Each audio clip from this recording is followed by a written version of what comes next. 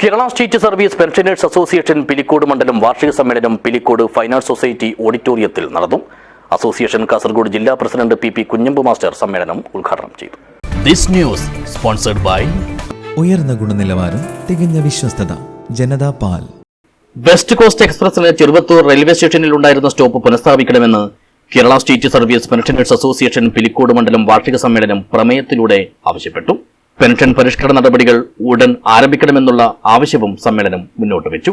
Pilicode fine arts society ഓഡിറ്റോറിയത്തിൽ സംഘടിപ്പിച്ച സമ്മേളനം അസോസിയേഷൻ കാസർഗോഡ് ജില്ലാ പ്രസിഡന്റ് പി കുഞ്ഞമ്പു മാസ്റ്റർ ഉദ്ഘാടനം ചെയ്തു.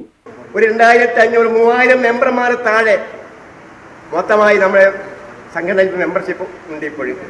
അപ്പോൾ അത്തരം കാര്യങ്ങൾ ചിന്തിക്കുമ്പോൾ നമ്മുടെ സംഘടനയുടെ കാര്യങ്ങൾ, നമ്മൾ പ്രവർത്തിക്കേണ്ട കാര്യങ്ങളൊക്കെ നമ്മുടെ സംസ്ഥാനത്തുള്ള ഏകദേശം 5 ലക്ഷത്തോളം നമ്മുടെ പെൻഷൻ സംഘടനയും അതുപോലെ തന്നെ 6 ലക്ഷത്തോളം ജീവനക്കാരും ഉൾപ്പെട്ട അവരുടെ ആവശ്യങ്ങൾ ഉന്നയിക്കാനും ആനുകൂല്യങ്ങൾ നേടിക്കൊടുക്കാനും പറ്റാവുന്ന സംഘടന ഇന്നും KSPM മാത്രമേ ഉള്ളൂ.